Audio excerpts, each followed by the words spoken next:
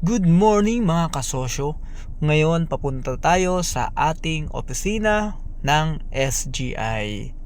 So, located po ito sa San Pascual, Batangas City. Okay guys, ang pinaka-landmark nito ay sa may LBC lang. Kung makikita nyo sa video, nandito po yung LBC. So, dyan lang po. Sa taas po, or second floor, makikita nyo na ang ating opisinang SGI. So yan, dito namin pinag-uusapan ang aming negosyo. At kung mapapansin nyo sa mga video ko, meron akong mga pinopost na herbal. Ito po yun. At napakaganda nito at effective po yung Sinner Greens product natin. Aside doon, pwede ka pang kumita ng malaki. Okay?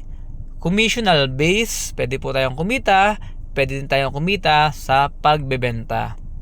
Ngayon, syempre, after noon, meeting after meeting. So, dito ngayon sasagutin yung mga katanungan ng mga first timer o mga gusto magnegosyo.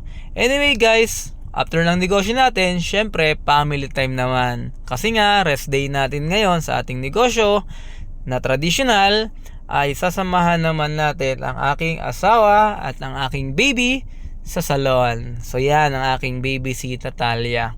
At ito syempre ang aking misis na nagpapaganda lalo. O, kita nyo ba? So yan guys, ang ating buhay o ginawa ngayong araw.